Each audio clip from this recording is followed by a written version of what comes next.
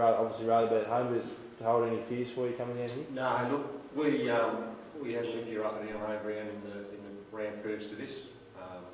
5 o'clock kickoff, so it made it a little bit more sort of difficult for them. But you know, I travel every week for my job, and that's Tasmania. Tasmania is about travelling. It's regional, and you've got to expect to play at an appropriate time and an appropriate ground, so we don't worry about it at all. How have you rated your year so far, both in the league and cup? Oh, look, very, very, very flat. We're probably missing some maturity from that group we had last year. If you look for the spine, it'd be Marshall Pooley, Ryan McGarriger, Todd Hingston and Shane Brassington, and that's, you know, pretty good spine for any group of young men, but we're probably missing that maturity. But the guys are growing every week. It's been really good to watch them grow, both training and when they play. They're taking responsibility for their actions and their decision making, and that's really all I can ask for as a coach. There's a fair bit of hype about you guys pre-season, I guess. Did you believe it was going to take a little while for you to gel though, I guess? Oh, look, I believe the hype myself. We were doing very well in the Summer Cup, but the opposition individually is a step up in fitness, in organisation, technically and tactically. The coaches, with all due respect to coaches, are probably a lot better over again, and we just haven't really taken that step ourselves. Personally, I'm a coach that really strongly believes that most of what we do is personally based. It's driven by the coach, but I think players lead it, and we're just having trouble at the moment just finding that leadership on the park. But it will come, and when it does, it's going to be good to watch. You done any research on Kingborough in the lead up to this game? No. I really feel that we like to force our will on our opponents, and we want to play the sort of football that we want to play.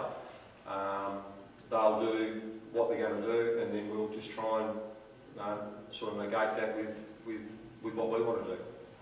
I don't really want to set up and be too negative travelling away from home. We want to come, play, win, turn around and go back home again. So did you do any video research into other teams? Oh, certainly. Yeah, certainly. It's not something that I spend a lot of time on. We've got, at our football club, I'm not sure what Colin does, or Ken or Brett, but we've got 4 hours a week that we've got to work on all the aspects of football, whether it's technical, tactical, mental and physical. And I really don't want to spend a whole lot of time talking about what the opposition may or may not do based on what we may or may not have seen on a game from a week or 2 ago. So we spent some time on it, but not most of what I do with my players is they're responsible for their own opposition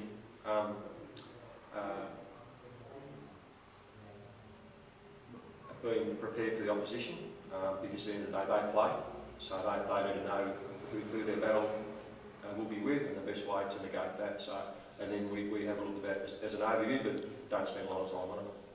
How heavily is the Cup, the FFA Cup, talked about in your club? How important is it to your club to go well in that time? Look, it's very, very important to the scheme of things that it puts you on a national stage. And again, Tasmania being a small place, it doesn't take much to stick out. So if a club like Northern Rangers was to win the Lakoseljac Cup and then went on to an FFA Cup stage, everybody would know who it was. So having that local recognition and having that sense of community that goes along with that, because all the clubs in the last 4 are all local community clubs, driven by a lot of volunteers and that sort of thing. So have that recognition there, it'd be really